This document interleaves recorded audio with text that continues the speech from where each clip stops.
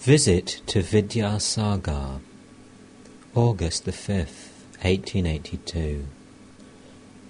Pundit Ishwar Chandra Vidyasagar was born in the village of Bir Singh, not far from Kamarpukur, Sri Ramakrishna's birthplace. He was known as a great scholar, educator, writer, and philanthropist. One of the creators of modern Bengali, he was also well versed in Sanskrit grammar and poetry. His generosity made his name a household word with his countrymen, most of his income being given in charity to widows, orphans, indigent students, and other needy people. Nor was his compassion limited to human beings. He stopped drinking milk for years, so that the calves should not be deprived of it, and he would not drive in a carriage for fear of causing discomfort to the horses. He was a man of indomitable spirit, which he showed when he gave up the lucrative position of principal of the Sanskrit College of Calcutta because of a disagreement with the authorities. His affection for his mother was especially deep. One day, in the absence of a ferry boat, he swam a raging river at the risk of his life to fulfill her wish that he should be present at his brother's wedding. His whole life was one of utter simplicity. The title Vidyasagar, meaning ocean of learning, was given to him in recognition of his vast erudition. Sri Ramakrishna had long wanted to visit Ishwar Chandra Vidyasagar. Learning from M. that he was a teacher at Vidyasagar's school, the master asked, "Can you take me to Vidyasagar? I should like very much to see him." M. told Ishwar Chandra of Sri Ramakrishna's wish, and the Pundit gladly agreed that M. should bring the master some Saturday afternoon at 4 o'clock. He only asked M. what kind of Paramahamsa the master was, saying, "Does he wear an ochre cloth?" M. answered, "No, sir, he is an unusual person. He wears a red bordered cloth and polished slippers.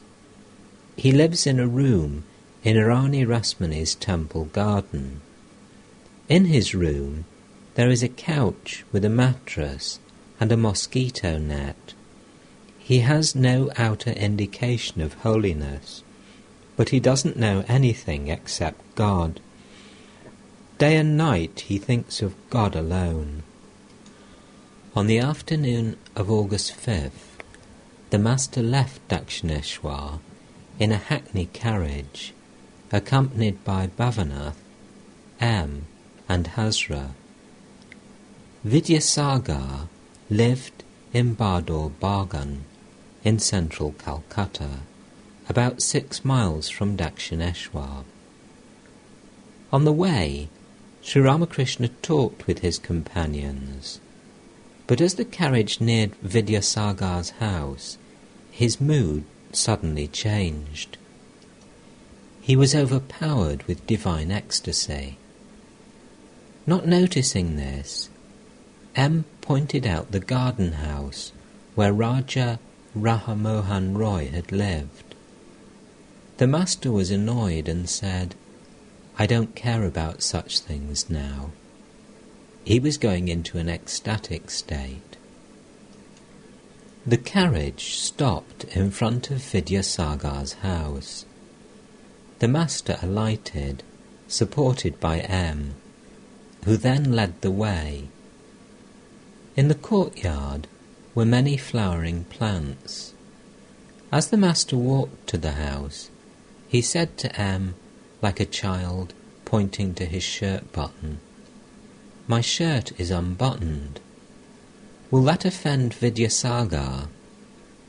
Oh no, said M. Don't be anxious about it. Nothing about you will be offensive. You don't have to button your shirt. He accepted the assurance simply, like a child. Vidyasagar was about 62 years old, 16 or 17 years older than the master. He lived in a 2-story house, built in the English fashion, with lawns on all sides and surrounded by a high wall. After climbing the stairs to the 2nd floor, Sri Ramakrishna and his devotees entered a room at the far end of which Vidyasagar was seated facing them, with a table in front of him. To the right of the table was a bench. Some friends of their host occupied chairs on the other 2 sides. Vidyasagar rose to receive the master.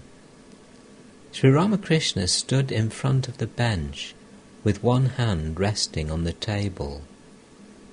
He gazed at Vidyasagar as if they had known each other before, and smiled in an ecstatic mood. In that mood he remained standing a few minutes. Now and then, to bring his mind back to normal consciousness, he said, "I shall have a drink of water." In the meantime, the young members of the household and a few friends and relatives of Vidyasagar had gathered around. Sri Ramakrishna, still in an ecstatic mood, sat on the bench. A young man, 17 or 18 years old, who had come to Vidyasagar to seek financial help for his education, was seated there. The master sat down, at a little distance from the boy, saying in an abstracted mood, "Mother, this boy is very much attached to the world. He belongs to thy realm of ignorance." Vidyasagar told someone to bring water, and asked them whether the master would like some sweetmeats also. Since M did not object, Vidyasagar himself went eagerly to the inner apartments and brought some sweets. They were placed before the master.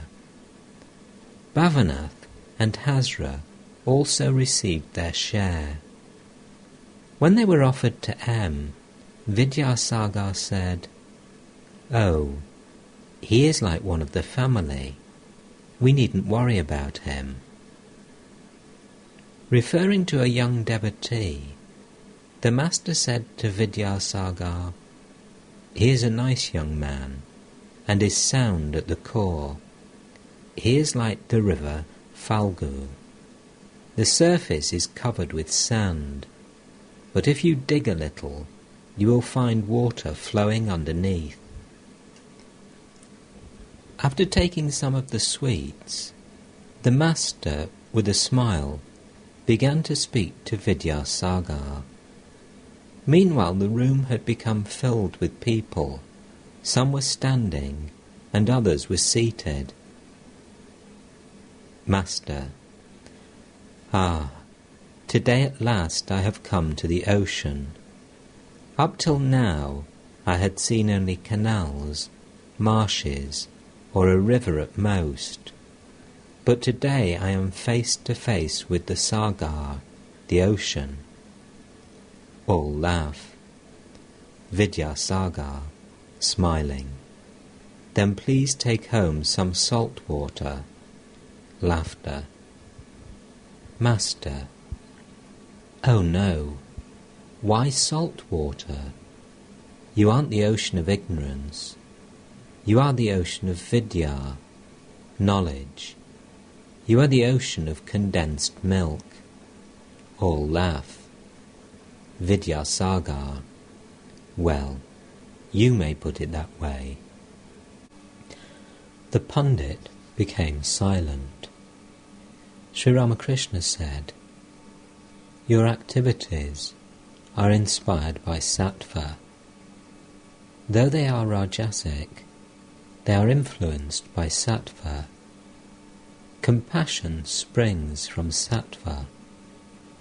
Though work for the good of others belongs to rajas, yet this rajas has sattva for its basis and is not harmful. Shuka and other sages cherished compassion in their minds to give people religious instruction, to teach them about God. You are distributing food and learning. That is good too.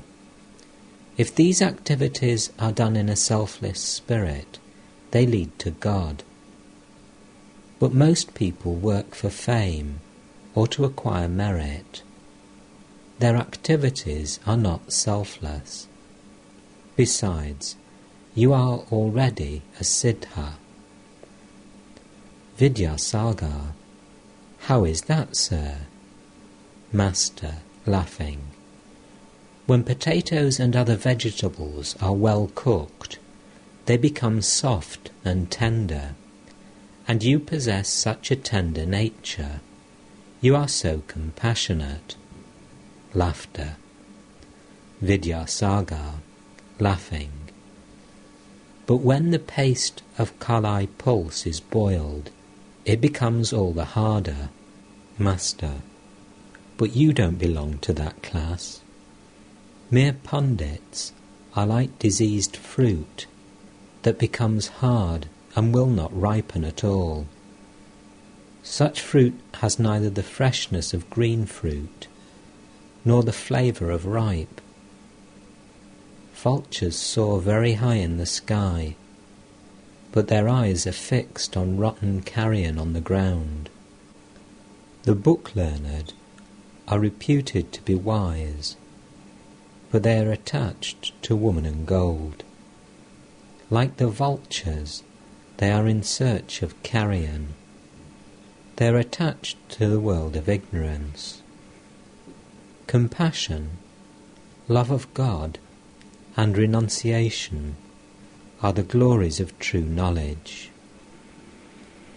Vidyasagar listened to these words in silence.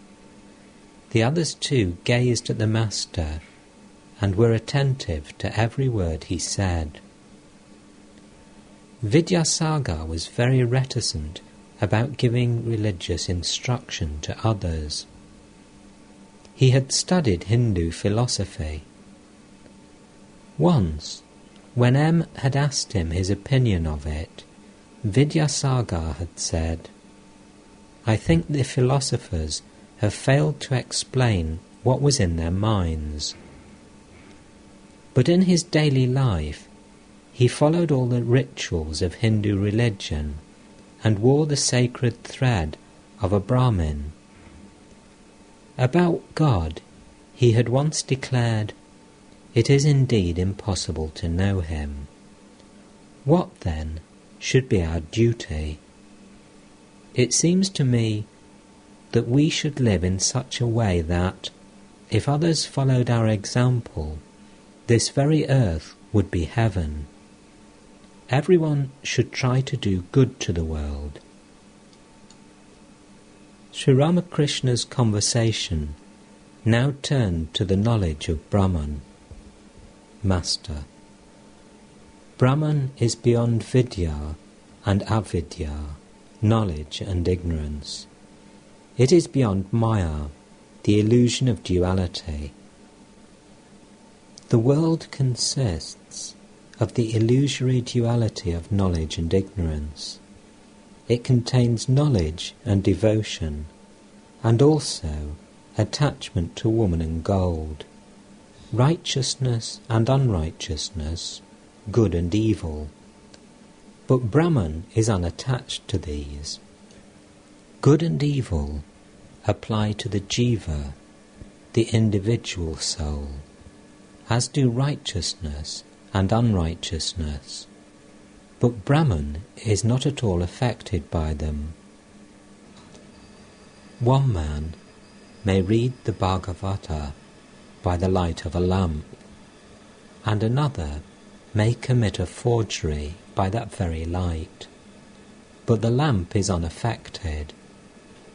The sun sheds its light on the wicked as well as on the virtuous. You may ask, how then can one explain misery and sin and unhappiness? The answer is that these apply only to the jiva. Brahman is unaffected by them.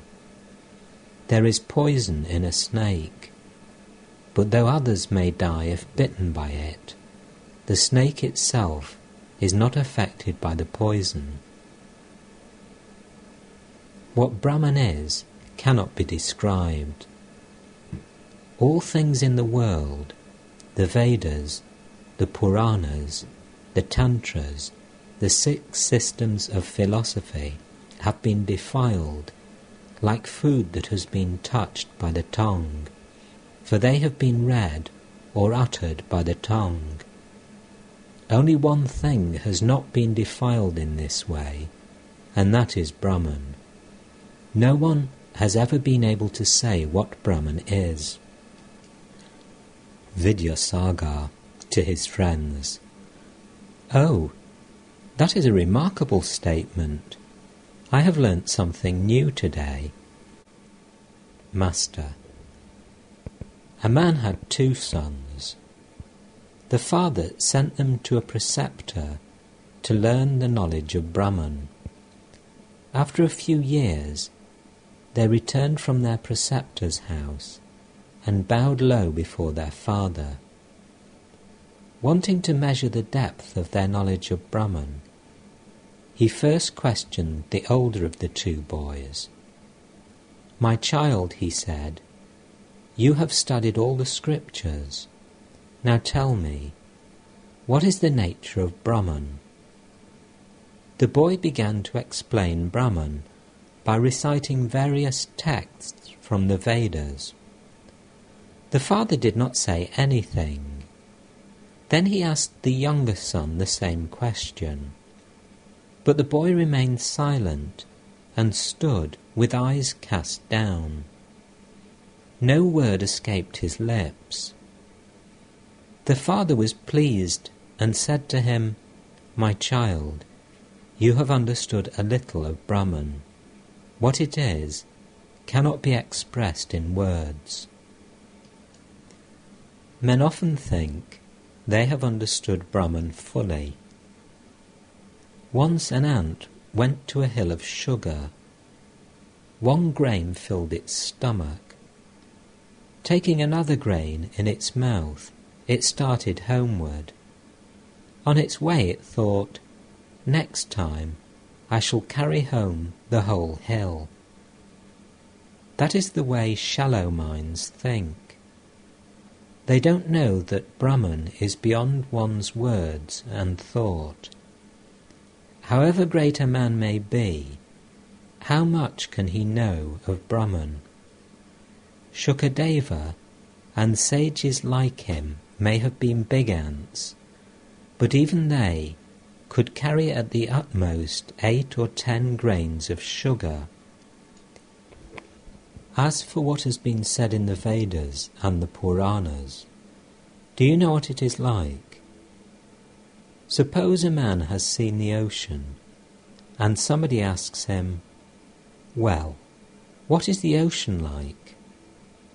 The first man opens his mouth as wide as he can and says, 'What a sight! What tremendous waves and sounds!' The description of Brahman in the sacred books is like that.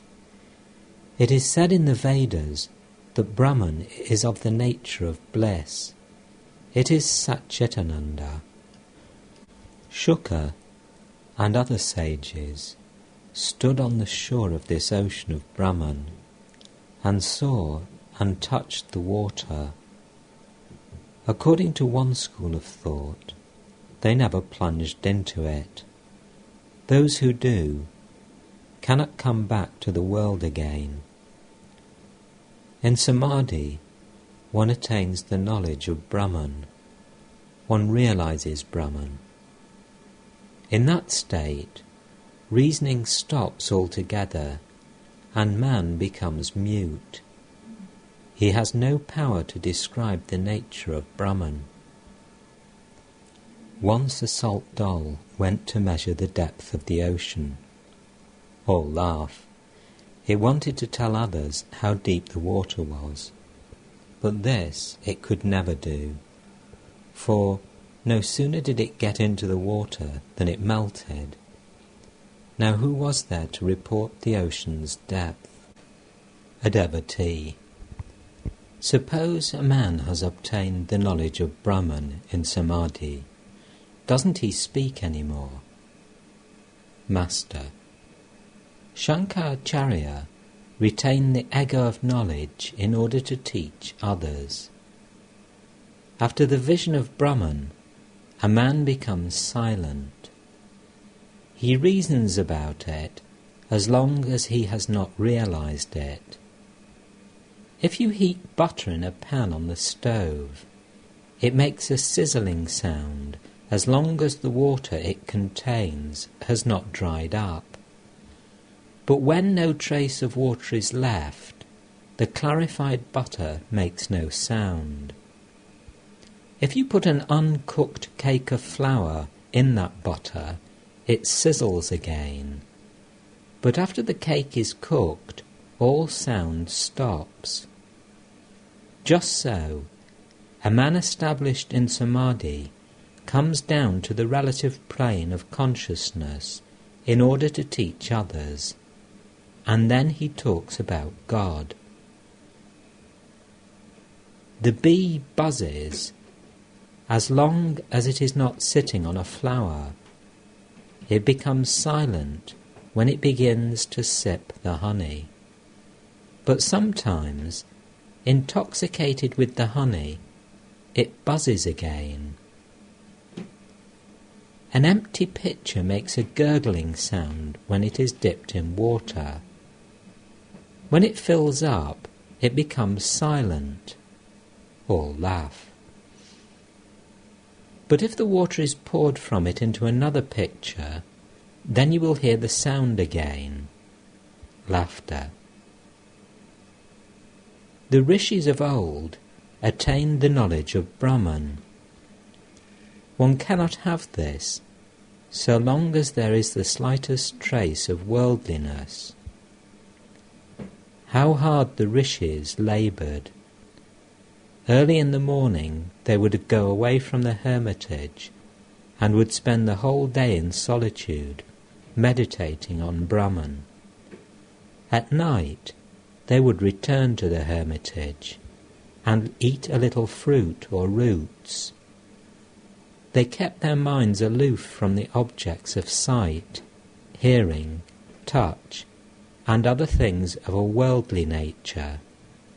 Only thus did they realize Brahman as their own inner consciousness. But in the Kali Yuga, man, being totally dependent on food for life, cannot altogether shake off the idea that he is the body. In this state of mind, it is not proper for him to say, "I am he." When a man does all sorts of worldly things, he should not say, "I am Brahman."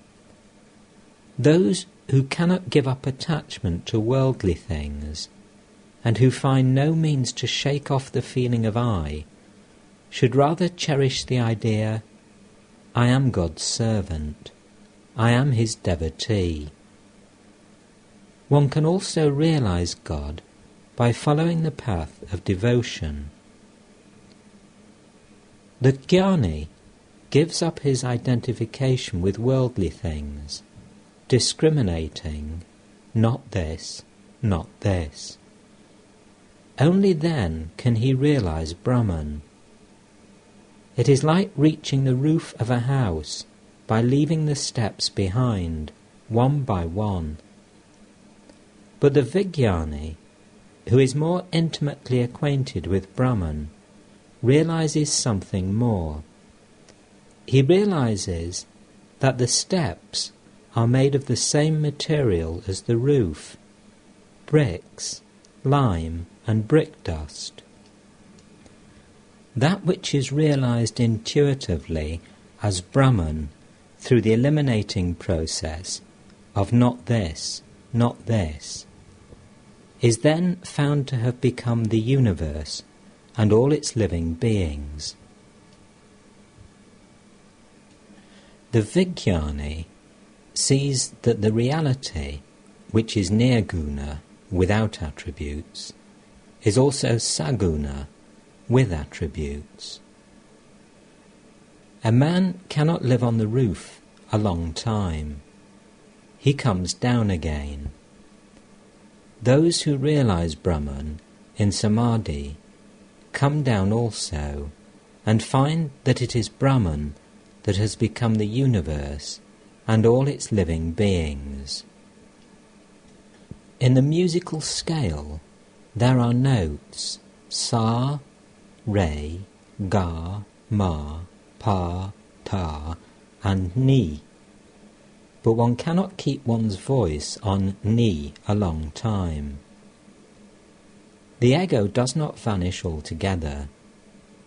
The man coming down from Samadhi perceives that it is Brahman that has become the ego, the universe, and all living beings. This is known as Vijnana. The path of knowledge leads to truth, as does the path that combines knowledge and love. The path of love, too, leads to this goal. The way of love is as true as the way of knowledge. All paths ultimately lead to the same truth. But as long as God keeps the feeling of ego in us, it is easier to follow the path of love. The Vijnani sees that Brahman is immovable and actionless, like Mount Sumeru. This universe consists of the three gunas, sattva, rajas, and tamas. They are in Brahman, but Brahman is unattached. The Vijnani further sees that what is Brahman is the Bhagavan, the personal God. He who is beyond the three gunas is the Bhagavan, with his 6 supernatural powers. Living beings, the universe, mind, intelligence, love, renunciation, knowledge. All these are manifestations of his power. With a laugh. If an aristocrat has neither house nor property, or if he has been forced to sell them, one doesn't call him an aristocrat any more. All laugh. God is endowed with the 6 supernatural powers. If he were not, who would obey him? All laugh. Just see how picturesque this universe is. How many things there are. The sun, moon, and stars. And how many varieties of living beings. Big and small, good and bad, strong and weak. Some endowed with more power, some with less. Vidyasagar. Has he endowed some with more power and others with less? Master. As the all-pervading spirit, he exists in all beings, even in the ant.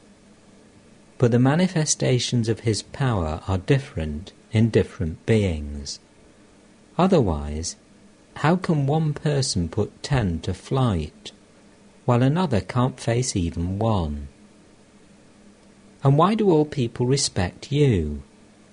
Have you grown a pair of horns? Laughter. You have more compassion and learning. Therefore people honour you and come to pay you their respects. Don't you agree with me? Vidyasagar smiled. The Master continued, "There is nothing in mere scholarship. The object of study is to find means of knowing God and realizing Him. A holy man had a book. When asked what it contained, he opened it and showed that on all the pages were written the words Om Rama and nothing else. What is the significance of the Gita? It is what you find by repeating the word 10 times. It is then reversed into Tagi, which means a person who has renounced everything for God. And the lesson of the Gita is, O man, renounce everything and seek God alone. Whether a man is a monk or a householder, he has to shake off all attachment from his mind." Chaitanya Deva set out on a pilgrimage to southern India. One day he saw a man reading the Gita. Another man, seated at a distance, was listening and weeping. His eyes were swimming in tears. Chaitanya Deva asked him, "Do you understand all this?" The man said, "No, revered sir, I don't understand a word of the text." "Then why are you crying?" asked Chaitanya. The devotee said, "I see Arjuna's chariot before me. I see Lord Krishna and Arjuna seated in front of it, talking. I see this, and I weep. Why does a Vijnani keep an attitude of love toward God?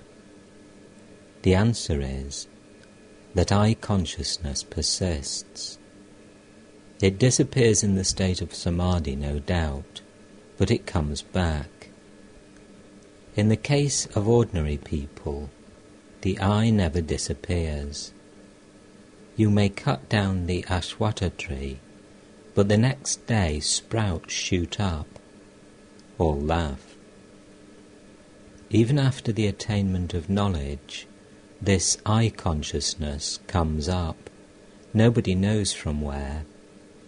You dream of a tiger, then you awake, but your heart keeps on palpitating. All our suffering is due to this I. The cow cries, Hamba, which means I. That is why it suffers so much. It is yoked to the plough and made to work in rain and sun. Then it may be killed by the butcher. From its hide shoes are made, and also drums, which are mercilessly beaten. Still it does not escape suffering. At last strings are made out of its entrails for the bows used in carding cotton. Then it no longer says, Hamba, Hamba, I, but Tuhu, Tuhu, thou, thou. Only then are its troubles over. O Lord, I am the servant, thou art the master. I am the child, thou art the mother. Once Rama asked Hanuman, "How do you look on me?" And Hanuman replied, "O Rama, as long as I have the feeling of I see that thou art the whole, and I am a part. Thou art the master, and I am thy servant. But when, O Rama, I have the knowledge of truth, then I realize that thou art I, and I am thou. The relationship of master and servant is the proper one. Since this I must remain, let the rascal be God's servant. I and mine, these constitute ignorance. My house, my wealth, my learning, my possessions. The attitude that prompts one to say such things comes of ignorance. On the contrary, the attitude born of knowledge is, O God, Thou art the Master, and all these things belong to Thee. House, family, children, attendants, friends are Thine. One should constantly remember death. Nothing will survive death. We are born into this world to perform certain duties, like the people who come from the countryside to Calcutta on business. If a visitor goes to a rich man's garden, the superintendent says to him, "This is our garden, this is our lake," and so forth. But if the superintendent is dismissed for some misdeed, he can't carry away even his mango wood chest. He sends it secretly by the gatekeeper. Laughter. God laughs on 2 occasions. He laughs when the physician says to the patient's mother, "Don't be afraid, mother, I shall certainly cure your boy." God laughs, saying to himself, "I am going to take his life, and this man says he will save it." The physician thinks he is the master, forgetting that God is the master. God laughs again when 2 brothers divide their land with a string, saying to each other, "This side is mine, and that side is yours." He laughs and says to himself, "The whole universe belongs to me." But they say they own this portion or that portion. Can one know God through reasoning? Be His servant, surrender yourself to Him, and then pray to Him. To Vidyasagar with a smile, "Well, what is your attitude?" Vidyasagar smiling, "Some day I shall confide it to you." All laugh. Master laughing, God cannot be realized through mere scholarly reasoning. Intoxicated with divine love, the Master sang, "Who is there that can understand what Mother Kali is? Even the 6 darshanas are powerless to reveal her. It is she, the scriptures say, that is the inner self of the yogi, who in self discovers all his joy. She that, of her own sweet will, inhabits every living thing." The macrocosm and microcosm rest in the mother's womb. Now do you see how vast it is? In the Muladhara, the yogi meditates on her, and in the Sahasrara, who but Shiva has beheld her as she really is? Within the lotus wilderness she sports beside her mate the swan. When man aspires to understand her, Ramprasad must smile. To think of knowing her, he says, is quite as laughable as to imagine one can swim across the boundless sea. But while my mind has understood, alas, my heart has not.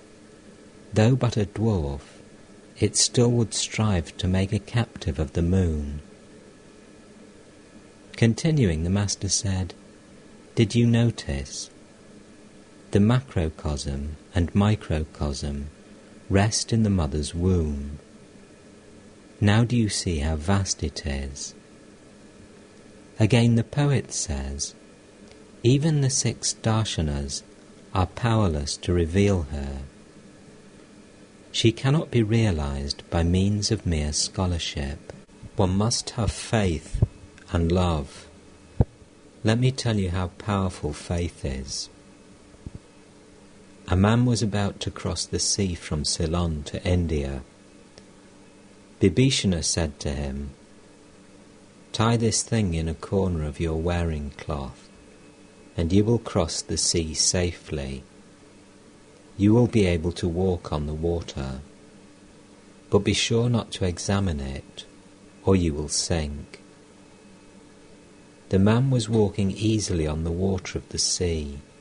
Such is the strength of faith, when, having gone part of the way, he thought, "What is this wonderful thing Bibhishana has given me, that I can walk even on the water?" He untied the knot, and found only a leaf with the name of Rama written on it. "Oh, just this," he thought, and instantly he sank. There is a popular saying that Hanuman jumped over the sea through his faith in Rama's name, but Rama himself had to build a bridge. If a man has faith in God, then he need not be afraid, though he may have committed sin, nay, the vilest sin. Then Sri Ramakrishna sang a song glorifying the power of faith. "If only I can pass away, repeating Durga's name, how canst thou then, O Blessed One, withhold from me deliverance, wretched though I may be?" The Master continued, "Faith and devotion. One realizes God easily through devotion. He is grasped through ecstasy of love." With these words the Master sang again, "How are you trying, O my mind, to know the nature of God? You are groping like a madman locked in a dark room. He is grasped through ecstatic love. How can you fathom him without it? Only through affirmation, never negation, can you know him. Neither through Veda, nor through Tantra, nor the 6 darshanas. It is in love's elixir only that he delights, O mind. He dwells in the body's inmost depths in everlasting joy.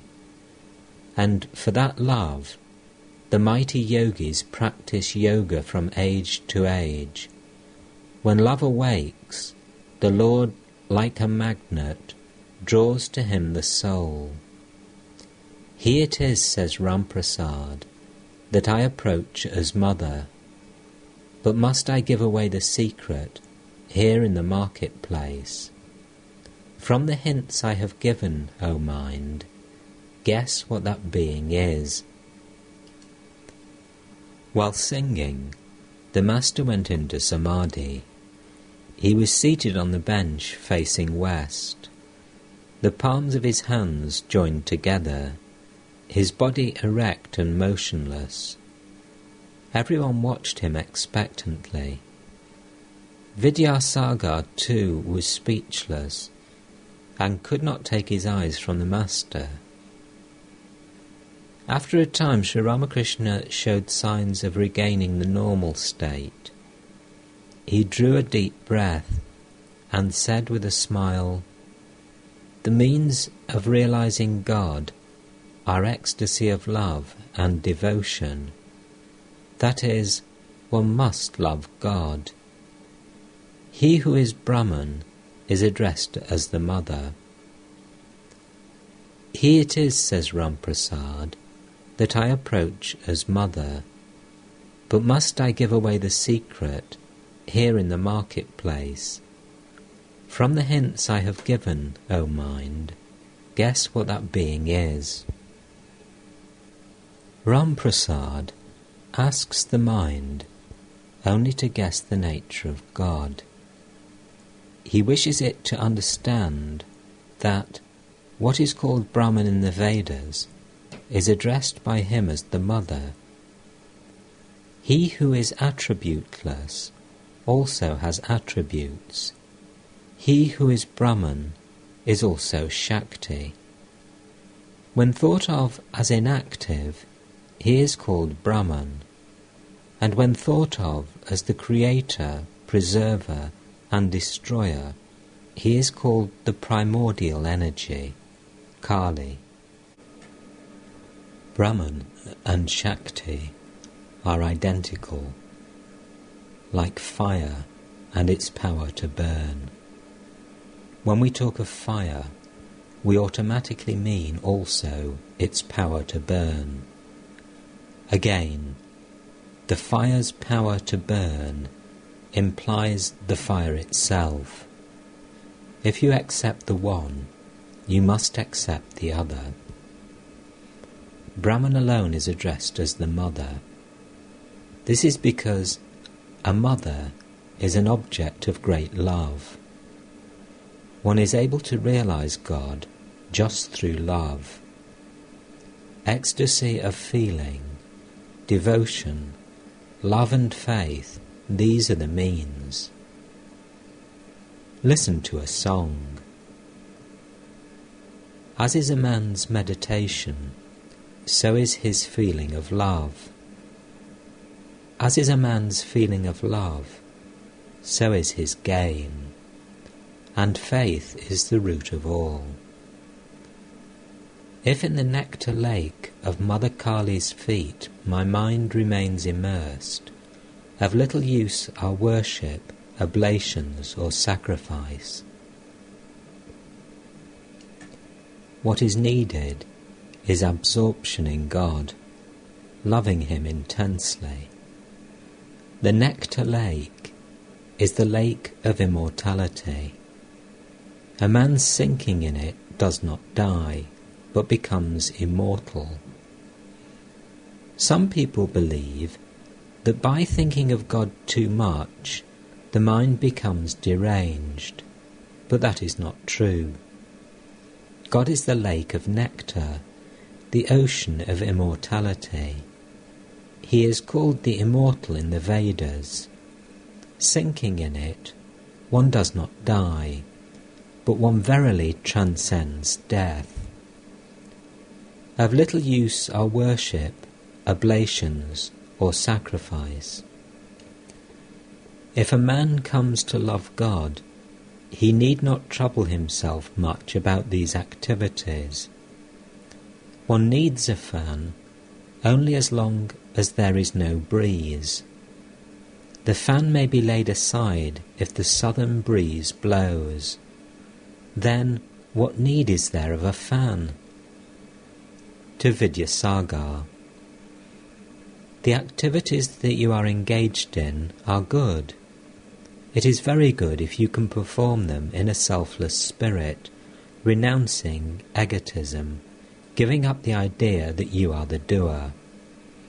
Through such action, one develops love and devotion to God, and ultimately realizes Him.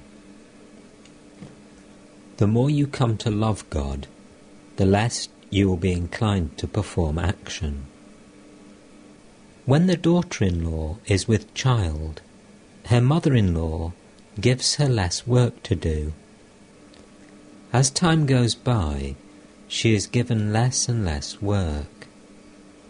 When the time of delivery nears, she is not allowed to do any work at all, lest it should hurt the child or cause difficulty at the time of birth.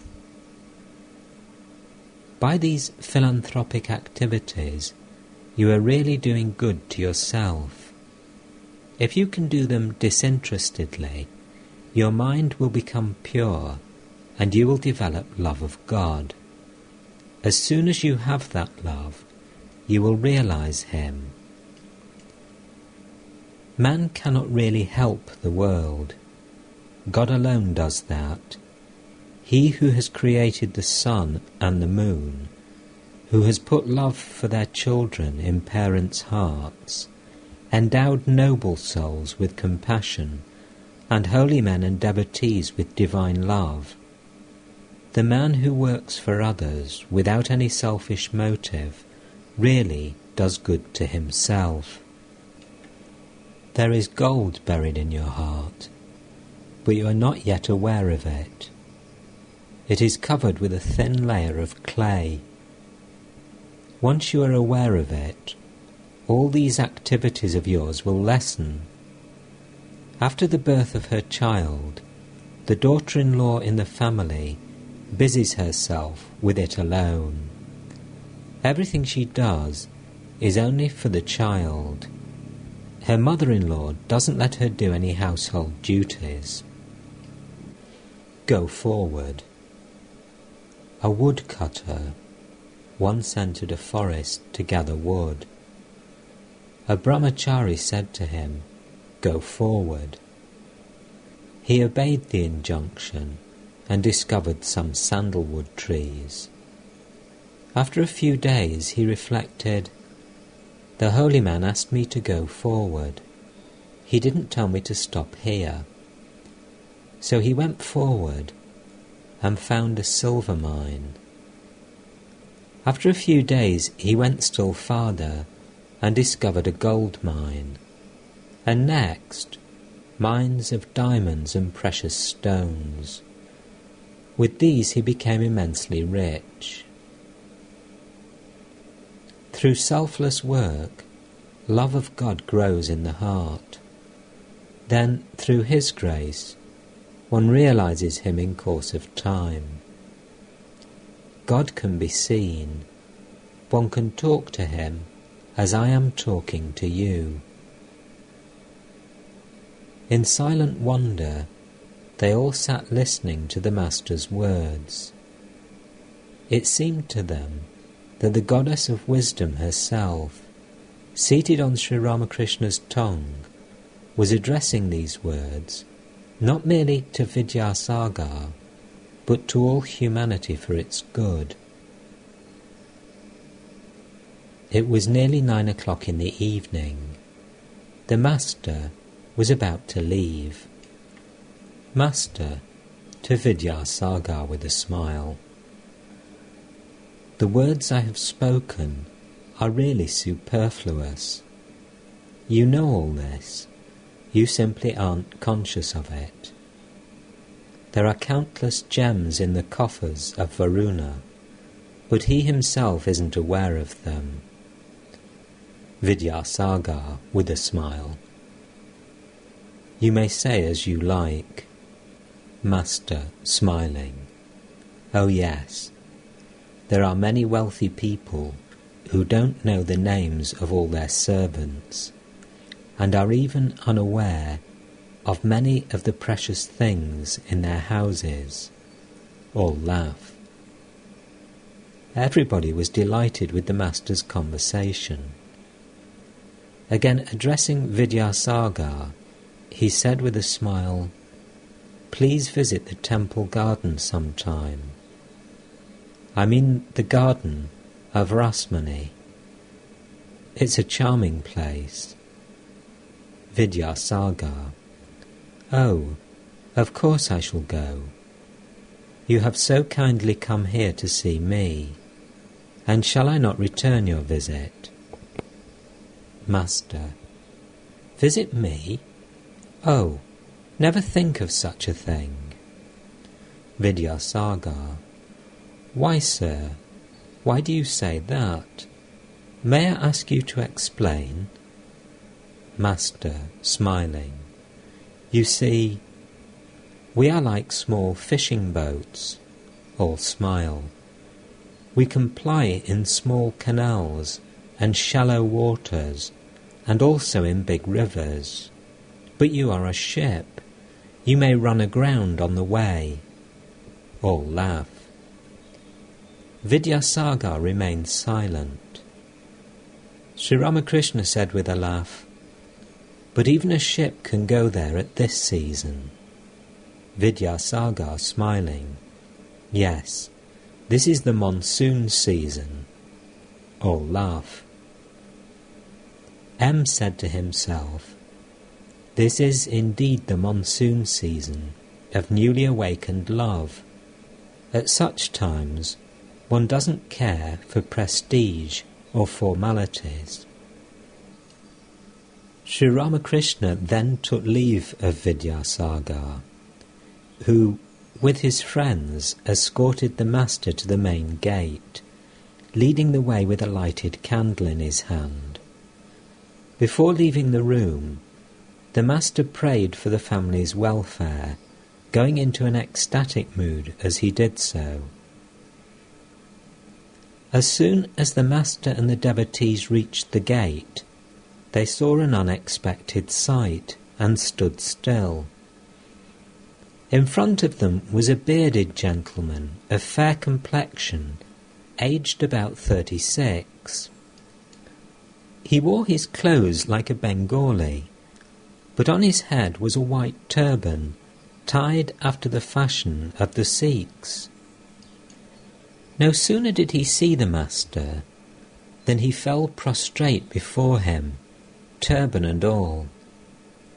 When he stood up, the master said, "Who is this?" "Balaram." "Why so late in the evening?" Balaram: "I have been waiting here a long time, sir." Master: "Why didn't you come in?" Balaram: "All were listening to you. I didn't like to disturb you." The master got into the carriage with his companions. Vidyasagar to M softly: "Shall I pay the carriage hire?" M: "Oh, don't bother, please. It is taken care of." Vidyasagar and his friends bowed to Sri Ramakrishna, and the carriage started for Dakshineshwar. But the little group, with the Venerable Vidyasagar at their head holding the lighted candle, stood at the gate and gazed at the master until he was out of sight.